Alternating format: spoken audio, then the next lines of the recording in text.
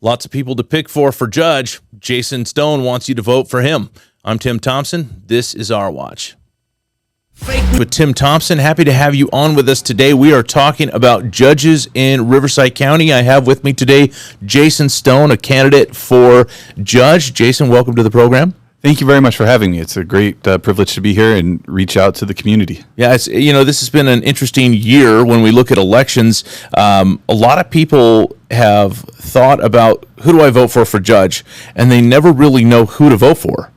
It's incredible because it's such an important position to have, and yet by the time you get to the bottom of the ballot at the end of the pamphlet, you really have no idea. And one of the things I've learned over the last 4 months of this campaign is that people really don't know who their judicial candidates are. And I've been taking extra effort, and we as a group have been making every effort to get in the community, get FaceTime, so that people really understand who we are, why they should vote for us. And the community's responded tremendously. They so appreciate us coming out to meet them. Right, and I appreciate you coming on the program. It's always nice to make sure, that's kind of our goal at Our Watch with Tim Thompson, is we're trying to make sure people have good information and they hear from the person themselves. So we appreciate you coming on. Right now, there is a slate. You said, that there's a group of you that have been trying to get out in the community. There is a slate of people that are running, and everybody voting in Riverside County can vote for all four of you. Who are the other three? All right, so we have Christy Kirk, Jay Keel, Natalie Lowe, and myself. The four of us are all endorsed by DA Mike Kestrin, the DA's Association of Attorneys, Sheriff Chad Bianco, as well as Riverside Sheriff's Association, and almost every, if not every, law enforcement association across the county. Awesome. That's quite, well, first of all, those endorsements you just said, those are the ones that our audience cares about. So that's awesome. Also, I hope our audience cares about my endorsement as well when I've endorsed you guys. I've been trying to make sure I get you guys in front of people and excited about all four of you getting elected. So that being said, let me ask you just some personal things. Right now, you're currently working for the Riverside County District Attorney's Office, Mike Kestrin. How's that going for you? It's phenomenal. I've been in the office since 2006. My specialty for most of my career has been sexual assault, child abuse, and human trafficking cases. Their passion for me, it's been a great 7 years prosecuting these types of cases, taking the worst of the worst, the people who really hurt children, off of the streets.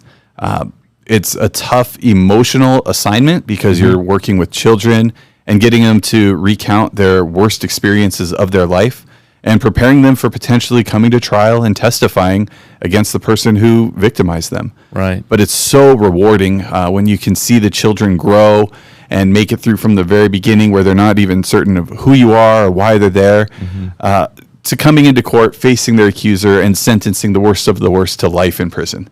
Right. It's so amazing. Yeah. I've been so thankful to be living in Riverside County. I look at the job that you and the other assistant DAs are doing, working with Mike Kestrin, the task force that you guys have put together to help stop these type of crimes, these crimes, sexual crimes against children. Incredible work you guys have done. Can you talk about any of that? Sure. We do participate in a Riverside County Anti-Human Trafficking Task Force. I attend quarterly meetings where we partner with relief groups, we partner with law enforcement, victim advocates, and we try to come up with the best way to attack these enterprises, as well as help victims get past it. How can we help them escape from their human trafficking life and move forward? And so it's really a holistic approach to attacking the problem, which is growing. We live in a corridor that runs from Mexico to Canada, as well as from LA all the way to Florida. We've got some main highways that come right through here. And so it's really important that we're prepared, and we have an excellent task force. We've designated a lot of resources for it to try to help these victims and punish the perpetrators. Yeah, hey, I say amen to that, and I thank you for the job you guys are doing. Let me ask you on an even more personal level. Your name is Jeff. That's your dad, Jason Stone. You're a Jewish man, Jewish by ethnicity and Jewish by faith. Absolutely. And we talk a lot about the faith aspect of things is very important to me, very important to our audience. We're trying to ensure that Judeo-Christian values are upheld in our community, and I think those values are good for our community. And we've talked to the other people running. We've got, there's one of them's Catholic, one of them's non-denominational. We have a Jewish person. Tell me about your faith. Sure. So I was raised, both my parents are Jewish. All of my grandparents are Jewish, raised Jewish. I had my bar mitzvah when I was 13 years old here in Marietta. My sister had her bat mitzvah as well when she was 13 years old. All of my cousins had their bat mitzvahs as well. And so it's really been an important part of defining us and who we are, and a part of our upbringing, as well as just the camaraderie that we have with each other and the Jewish community. It's been amazing. Yeah, well, we have an incredible Jewish community right here in the Valley, and incredible Jewish history in Marietta, specifically with the hot springs. And it's been an integral part of the community here in the Valley. And I want to ask you, because, as you run for any sort of political office, you're always going to have people saying bad things about you. Sure. That's just the nature of the game. But you yourself, as a Jewish man, both ethnically and religiously, have you ever experienced any sort of crime against you because of your ethnicity? Yeah, anti-Semitism is on the rise, as we're aware. And for me, it was when I was 9 years old in the 4th grade. Growing up here in Temecula, there weren't a lot of young Jewish people. And a couple of my classmates, they decided to draw swastikas on my property. They would color them and throw them in my backpack. My desk was graffitied in it. And really what we learned is that it came from a place of ignorance. They didn't know what the symbols meant other than they were anti-Jewish, and they didn't know the history. It was really a great learning experience for them, but it also taught me that some people will hate me just because of who I am or what my beliefs are. And, I grew from it, taught me how to handle that situation in the future, and also has taught me what it's like to be a victim of a crime at a really young age for no reason other than people didn't like my faith. Right. Let's get into why people should vote for you for judge. Absolutely. Let's talk about your judicial philosophy. Explain what that would be for you. For me, it's very simple. We have laws, and they need to be followed. There shouldn't be any kind of personal bias put in, personal feelings towards what the law should be or what we think they might be. We have a legislature, they pass laws. We have a Constitution of the United States as well as the state of California. It's written, it's there. And sometimes people don't like what it actually says. They think, they meant this, they meant that. We have laws, we have facts when cases are brought towards us, and our decisions have to be based on what the law is and what the facts are. Nothing more, nothing less. Right. And if that's a judicial philosophy, then, that's my philosophy. Yeah. I would hope that would be the judicial philosophy of all the judges. Unfortunately, people haven't been paying attention to who they elect, and that's not always the case. You've got a lot of experience now. In how many years were you with, or have you been with? I started in 2006. I was hired by Grover Trask. Okay. Stayed on and have been there ever since. So you have a lot of experience in that field, a lot of experience as an attorney. How has that prepared you to be a judge? Well, we have a great adversarial system in criminal law, in our courts in general, whether it be family law, civil law. We have attorneys who advocate for both sides. And one of the things that I've been so fortunate to do has been be a great advocate in court. But one of the things that people don't know about DAs is that we actually review cases when they come in for filing. And it's our job to tell law enforcement, for example, when they don't have enough to file a case. They've done their investigation, it's not there. And so even though we're in court advocating when we believe we have a case, we've already taken those steps to be neutral arbitrators, to say, hey, look, there isn't enough here. And preparing us for that is something that experience matters for us. Right. And we have the experience to say, hey, law enforcement, you don't have enough here, or guess what? You know what? You do have enough here, and we're going to allow the case to go forward. So we've seen both sides of that. We've experienced both sides of that. And the job itself, I'm in court, I'm doing trials on a regular basis. I'm in court advocating whether someone should be released, what sort of conditions, or whether they should be tamed because they're a danger to the community. These are all decisions that judges have to make. And while I'm advocating for one side right now, my fairness and ethics have never been questioned. And in fact, that's why I have the endorsement of all leading defense attorneys around the county as well, because they know that while I am an advocate, I'm a firm but fair person with ethics that can't be questioned. Yeah, well, I appreciate that. I know our audience appreciates that, and I want to ask you about the job that judges do. Now, when we look at results, we look at the final decisions. We see, the decision is made, it's handed down. We hear what the judge has determined, and I got to say, not just myself, I know a lot of people who go, I don't like that. I don't like the decision he made. I think it was wrong. I don't like the decision she made. They should have considered this, or whatever the case is.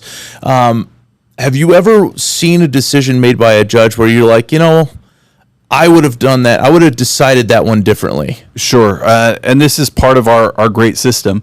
The judges are the final decision makers when it comes to sentencing or when it comes to being released.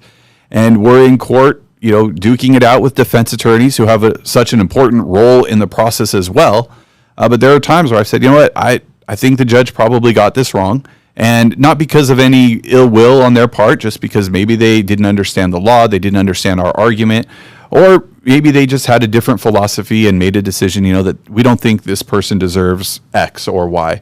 And thank you, Mr. DA, for arguing, but I'm going to disagree. And that happens on a routine basis. Yeah, that's got to be frustrating.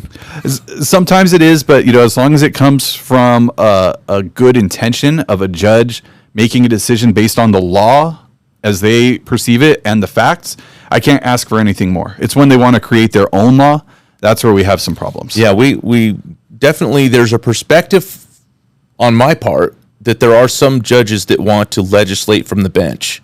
And that's a frustration. I know that I am not alone in that. A lot of people share in that. I mean, how do you feel about judges trying to legislate from the bench? I think that's absolutely inappropriate. The judges need to know what their job is, know what the role is.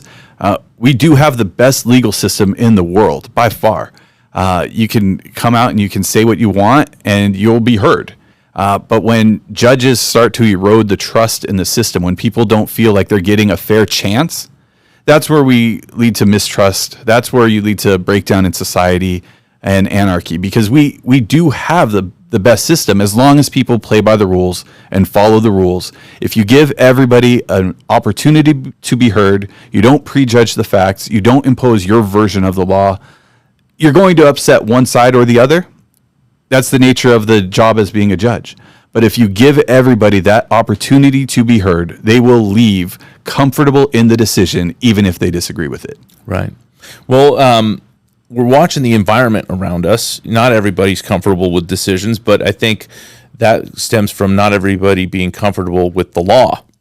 And let's face it, the law has been changing this whole time. It's still changing. And not only that, but we're finding that there are DAs, not in Riverside County, but there are DAs that are becoming more and more lenient when it comes to enforcing the laws. When you're elected, let's say it that way, when you're elected judge, how are you going to ensure justice in an environment where the law is constantly changing and people are becoming more lenient? I think no matter what, people have to recognize that community service and public safety have to come first. This isn't a job for ego. This is a job of service. My family's been involved in service in this valley for 50 plus years. And it really does have to reflect what the values of the community are and what the community expects. We have the death penalty on the books. It's the law. Some people disagree with it. Some people do agree with it. But it's the law. And as a judge, you have to follow the law, whether you like it or don't like it. Pick whatever issue you want. That's the judge's job. And to ensure that the morals and values of the communities that they serve are being followed. And if not, 6 years later, you have an opportunity to vote that judge out. Right. Well, we're at a point right now where we get to elect some good judges. I'm hoping that our Riverside citizens do that. We got 4 of you that are awesome. we've got an environment right now where there's been certain laws that have been passed, Prop 47, Prop 57. These have been disastrous for our state. Of course, AB 109. This has been a problem for us. And it's allowing people to do some stuff that's horrible for our community. I talked to some of the other people running. I shared how I was so frustrated being in Lowe's one time and somebody piling all this stuff in their cart and just walking right out the front door. And here I am, the idiot, paying for my stuff, But I love law and order. It's something that's a value to a person who likes Judeo-Christian values. We like law and order. We want to be able to live in a society where people follow the law.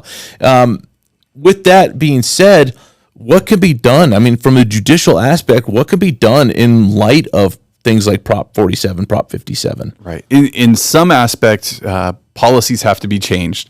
And I think what we're seeing with the organized retail theft being a fallout of Prop 47, it has some people in Sacramento saying, oops, maybe we went a little too far, and they're revisiting things. From a judicial perspective, we have to do what we can in the confines of the law.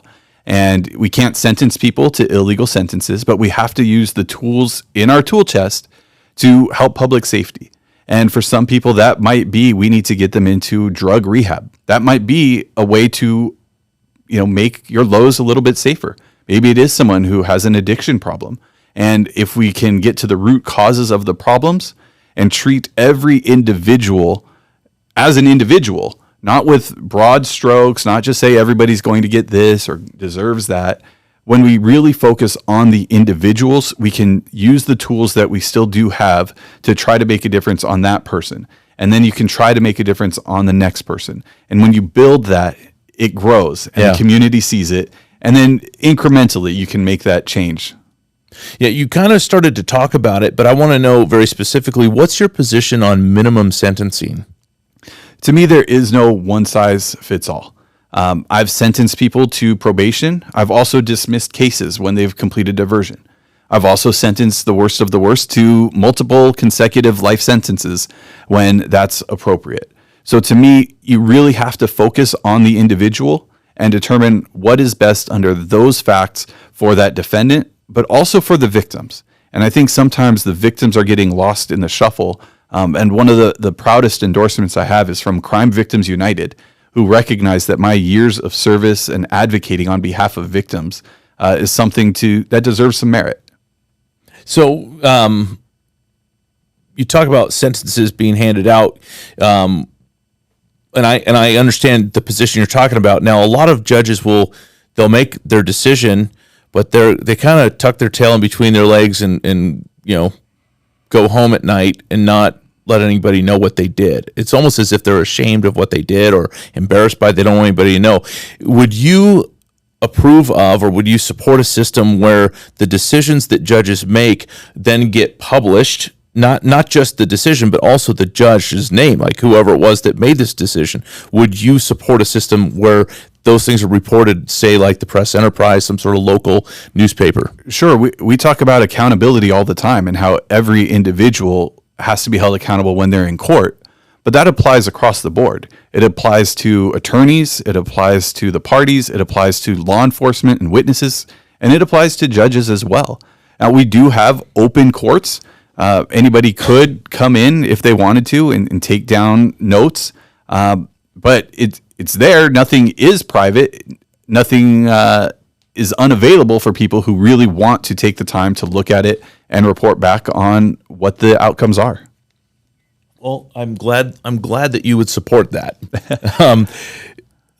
Right now, we're looking at our judicial system. Many people, and I would say I'm one of them, we would say that, or at least I'll say a part of it is, would say we have a broken judicial system. And I hear what you're saying, that we have the best one in the world. And, I've traveled the world. I've seen how it is in other places, and I don't disagree with you. However, there are some areas that need fixing. I think everybody can look at it and go, yeah, there's some areas that need fixing. What would be the one area you would say, like, hey, if we could fix this, this is what I would want to fix? We have to restore faith in our system. Number one, that is by far what it comes down to, because we do have the best system in the world when the rules are followed, when people understand that the rules are being followed, and when people understand that they do have a fair opportunity to be heard. When we see people coming in and saying the judge was against me, that's a failure. Whether it's a failure on the part of the judge for not listening, for not explaining, it's a failure. People shouldn't leave our courts thinking that the system was rigged against them. And so we have to do a better job of explaining to people how the system is working. Somebody's going to win, somebody's going to lose. Nobody's ever going to be completely happy in court. But if we can restore that faith in the system, we'll be a whole lot better off. Yeah. How do you restore faith, though? I mean, what can you do to restore faith? If you could do one thing to restore faith, what would it be? It just comes down to accountability and explanations. It has to do with treating people with respect. It has to do with listening to them, hearing them, and making your decisions based on what they say, not on what you want, not on any preconceived ideas. And I hate to simplify it like that, but that's really what it comes down to. And I think that's what people want in their judicial system, is that be heard. They want to be heard. Yeah. And they want to know that they had a meaningful opportunity, that they have access to the courts, that it's not just rigged for the rich or against the poor, that every single person has access to the best system. And once we can do that, people have a lot more faith in the system. When you get elected, you're going to become two things right away. You're going to be an independent judge. Absolutely. And an elected official. Yes. So how are you going to find balance between those two things? To me, those should be one and the same, and it just comes back to accountability. If I can't stand by any decision I'm making, and if I can't justify it based on the facts and the law, then I don't deserve to be there. And I hope that people will hold me accountable, and that if I do make mistakes, that they bring it up, that they address me, that they tell me, I'm not doing this for my own ego. All right, I'm doing this because I believe it's in the best interest of Riverside County to have me serve as the next judge for my seat. And when we're able to do that, when voters have the say, which is so unique in this year, that four seats, it's never happened before in Riverside County, but 4 seats go to the voters, they're going to remember in 6 years that, hey, we elected those 4. How have they done? Do we really want to reinvest in them, or are we going to run someone against them because they didn't hold up their end of the bargain? Right. Yeah. Well, I look forward to you getting elected. I look forward to you holding up your end of the bargain. And I look forward to a restoration in the faith in our system. So we're living in Riverside County. We have this opportunity to get the 4 of you elected. And living in Riverside County really, truly is a blessing. And you work for the district attorney, Mike Hestron. You see what's happening in a neighboring county. You see what's going on in Los Angeles. Talk to us a little bit about your perspective as an assistant DA or deputy DA. Yeah. Sorry, deputy DA. That's okay. Talk to us about your perspective in the role you're in. There's a huge, I would call it a blessing to be living in Riverside County. What would you call it? How do you see there's things a reason, going? right? There's a reason my wife and I are raising our 5 kids here. Because this is a great family place and it's a safe county. Southwest Riverside County, Temecula, Murrieta, they're always battling among the safest cities in the country. And that has a lot to do with how we interpret the law and how we enforce the law. And I'm blessed to have the freedom to take on the cases that I believe in and go for them. I don't have any policies telling me what I can or can't do other than follow the law, be ethical. And these shouldn't even be questions for a lot of people, but that's really what it is. If we feel it's appropriate, we go for it. And if we don't, then we don't. But there's no policy of we're not going to enforce the law. There's nothing saying that we can't seek the max where it's appropriate. I'm given the individual privilege to prosecute the cases I believe in to the fullest extent, and if necessary, resolve them for what I feel is an appropriate punishment. Yeah, it's to me, living here in Riverside County, especially over the last 2-3 years, has just been. I thank God every day. This is where I live. I thank God this is where my family lives. And you got 5 kids. That's a lot of kids. That's right. And I don't know if you know this. I'm the oldest of 8 children. Oh wow, 8's a lot of kids. 5's a lot of kids nowadays. 5 and, is. there's a Psalm 127 that says that children are like arrows in the hands of a warrior. Happy is a man who has a quiver full of them. So you must be a happy man. Number one, I'm a husband and a father, and nobody can ever take that away. That's who I am. And it's my job to make sure that my children have the same great environment to grow up in that I had, and that they have better than what I had. Yeah. And so for me, this is just another step in service to ensure that that process happens for them and that they get to live in the same great community that I grew up in. Yeah. And it's the community I grew up in. Right. Lived here in the Valley. I moved out here in 86, and your dad was my pharmacist. That's right. That's just, and that's how it went. I mean, it was just such a small town, and it was a great place to grow up, a great place to raise a family. I'm a grandfather now. Oh, congratulations. And thank you. And so, I'm wanting the best for my granddaughter. I want a good environment. It's been a good environment, and it will be if we continue to elect the right people here in our county, people like you. I just want to let you close out right now our time together by saying there is that slate. There's you, there's Jake Hill, Natalie Lowe, Christy Kirk. Why is it that people in Riverside County should vote for the four of you instead of your opponents? Right. Let me start by saying it's been an honor and a privilege to be a part of this election process.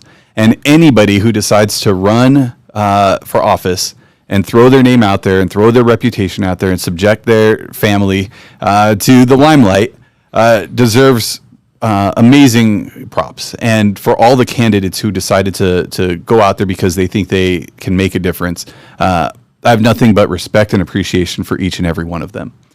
That being said, our group has the right experience, has the right temperament, and has the right ethics. We have made the community aware of who we are. We've run a judicial campaign that's never been done in Riverside County. From meetings in Blythe to Corona, Norco, Eastvale, Southwest County, Riverside. Every city, even up in Idlewild the other day. We've been there, and we've let people know that we're the candidates. We're the ones who care, who have a vested interest in the community, who are known as firm but fair prosecutors, but most importantly, who will be able to take off the advocacy role and come to court and rule on cases based on the law and based on the facts. And I think when people understand that and appreciate that there's no vendettas, there's no bias, there's no motive other than service and giving a courtroom where everybody has an opportunity to be heard and have a meaningful opportunity to air their grievances in court. That's when people know that we're the right four candidates, because that's who we are, and that's the type of courtrooms we'll run. Outstanding. Well, Jason Stone, thank you so much for joining us today. I look forward to seeing some sort of really, really big celebration party that you guys won. It's right around the corner, so wish you the best, and you've got my vote. Thank you very much. I appreciate that. Thank you for your time and for the opportunity to connect with more voters. Amen. God bless you.